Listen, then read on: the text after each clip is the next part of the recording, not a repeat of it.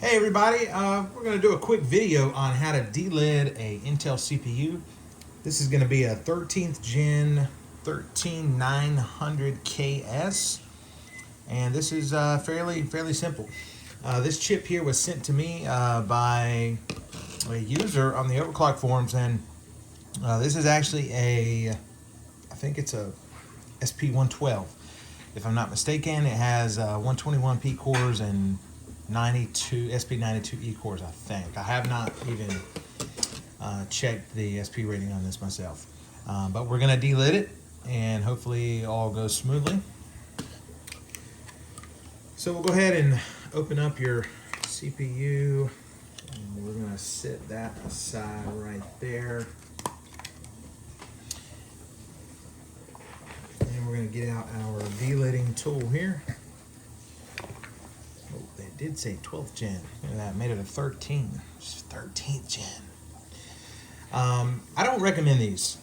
If you're going to realign the CPU and glue the IHS back down, I would do it in the socket and use the actual contact frame for your motherboard. Because if it's off just the smallest amount, you will not be able to screw down your contact frame on all four corners.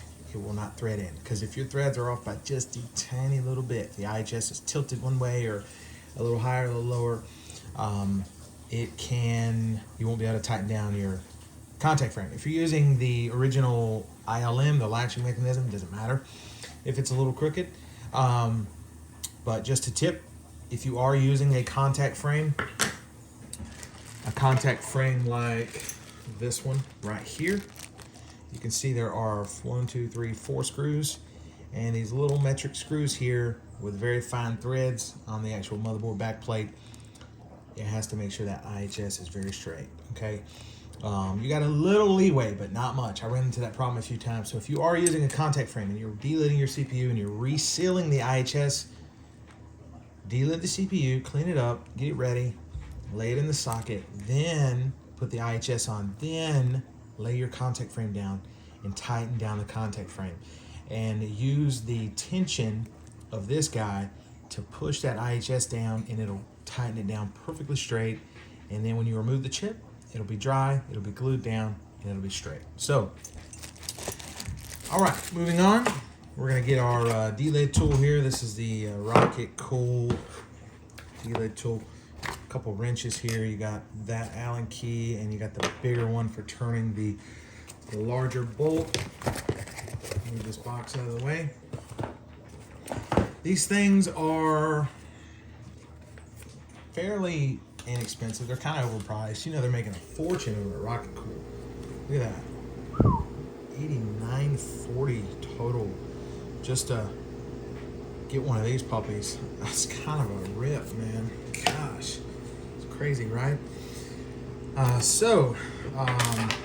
You want to go ahead and we're going to loosen up these little screws here.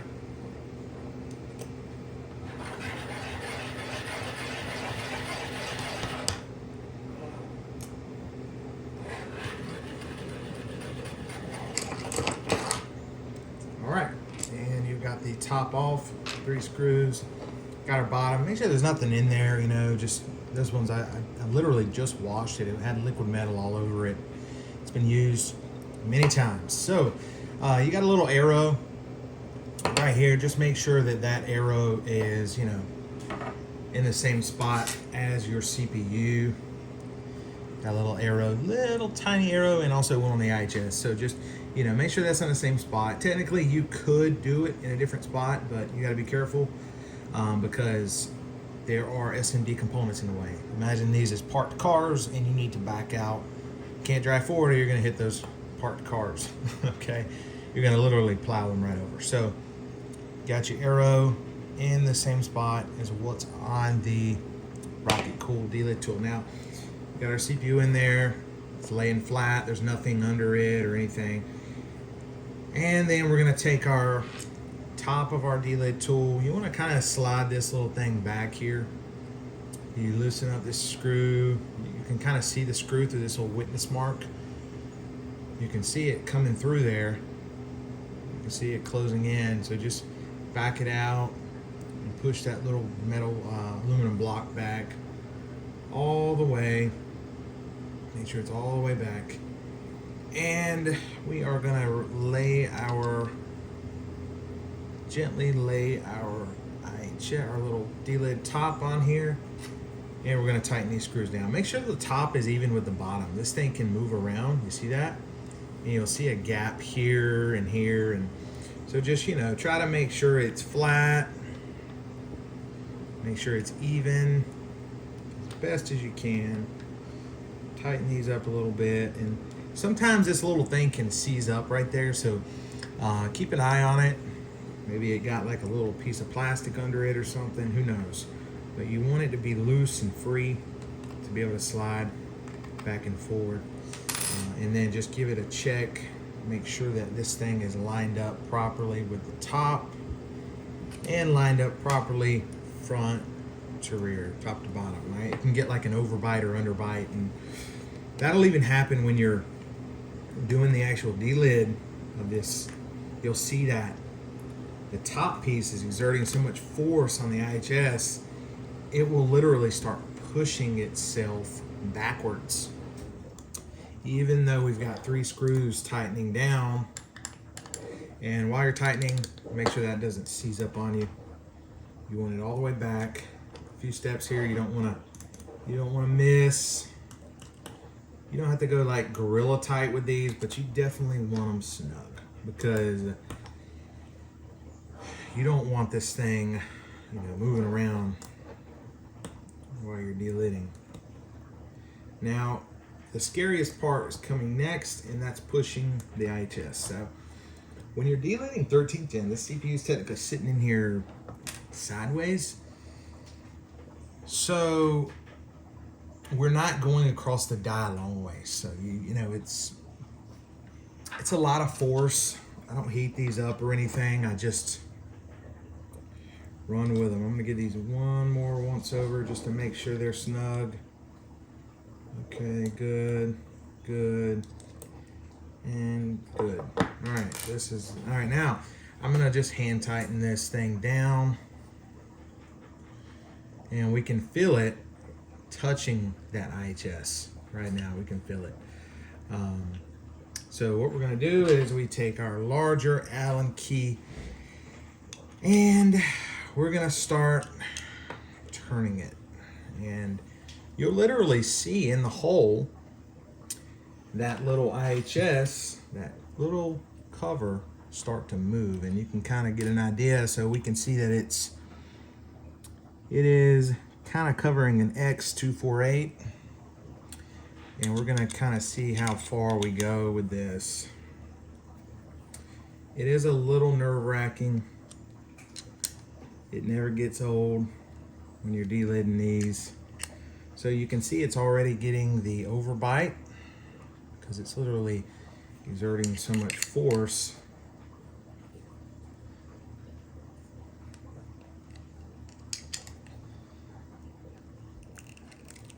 You can hear that noise, and I believe it just broke free. Okay, that was it. Okay. So we've gone ahead and pushed that IHS, and you can see how much further forward it is. So now you just make sure you loosen this guy back up. You ain't gotta go that much. Just enough to make sure this thing is pushed all the way back. You can feel it, okay? And we're gonna go ahead and loosen our 3 screws on the top of the IHS here. These are really tight because it's going against that overbite from literally, you can see it actually pushing apart the top and bottom because it's so much force.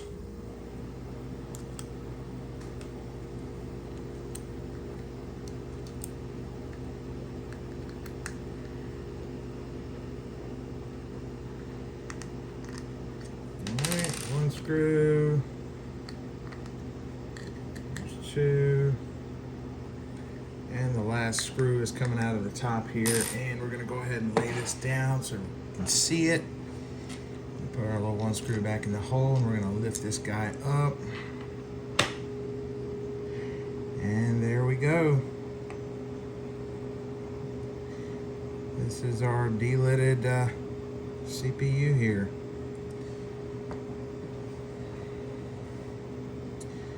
All right, so let's take a look at what we got.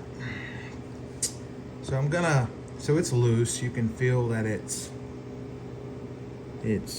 come off of here. So I'm gonna go ahead and carefully lift that IHS, and you can see where it literally is like pushing that solder, which it's really soft. You know, this solder, it's indium stuff here, but you can see where it just pushed it to one side, and we're gonna lift up the actual chip. And this, you can also see as well that you can see where it has just like plowed all that solder to one side.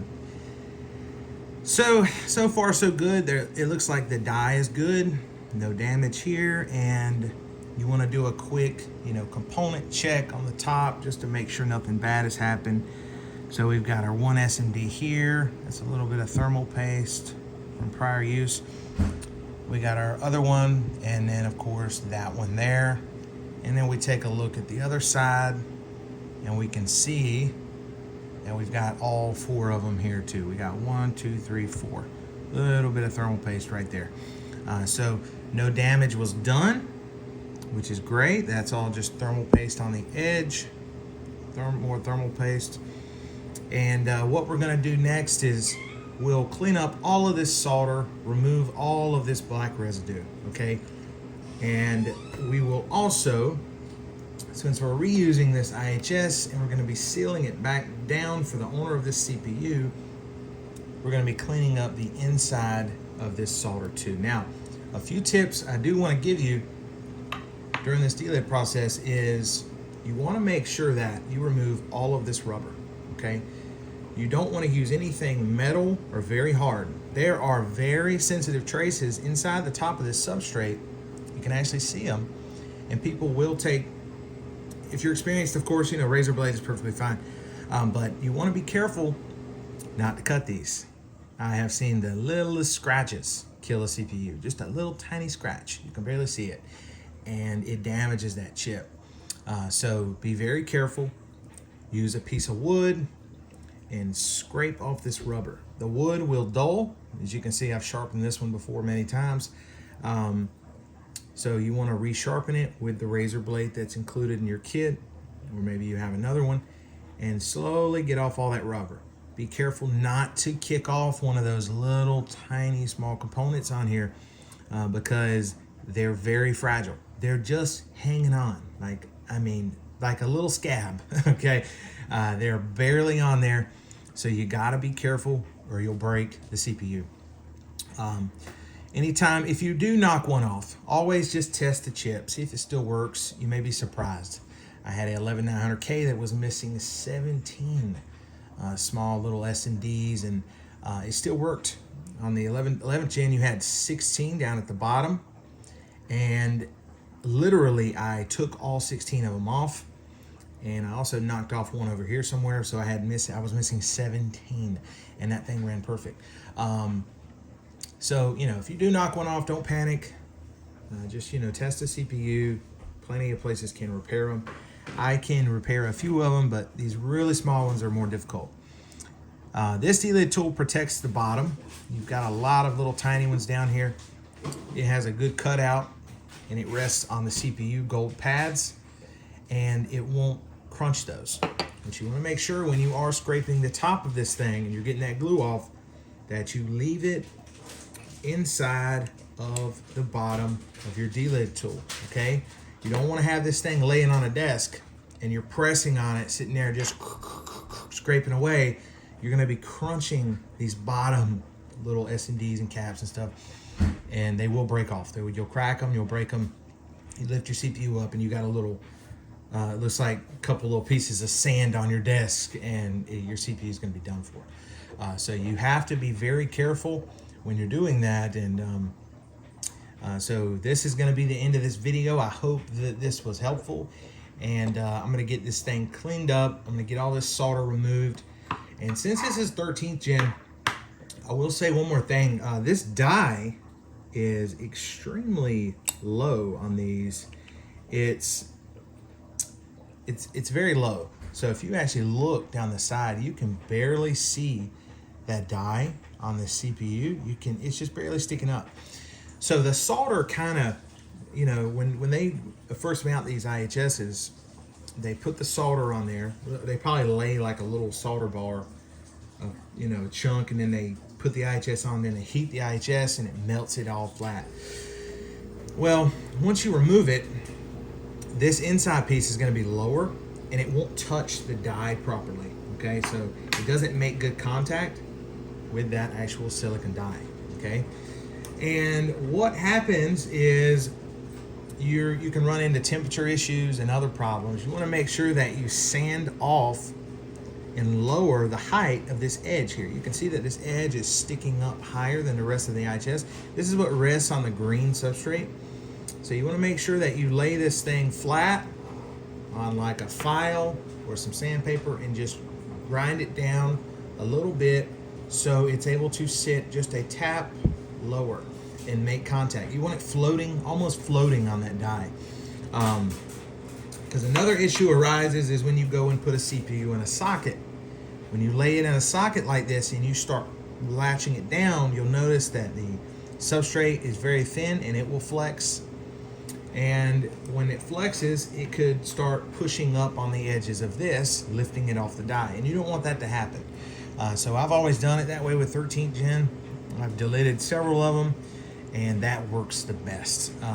You can get away with not doing it in liquid metal, but when you have an air gap like that, just a tiny one, like less than a piece of paper, the liquid metal will kind of harden and dry up on you, and it's not going to last very long. So thus, that's the method that I take with it, and that has always worked best with me. So this has been a video on delidding a 13900KS. I hope this was helpful. If you have any questions, leave a comment, and I will see you all in the next one. Thank you.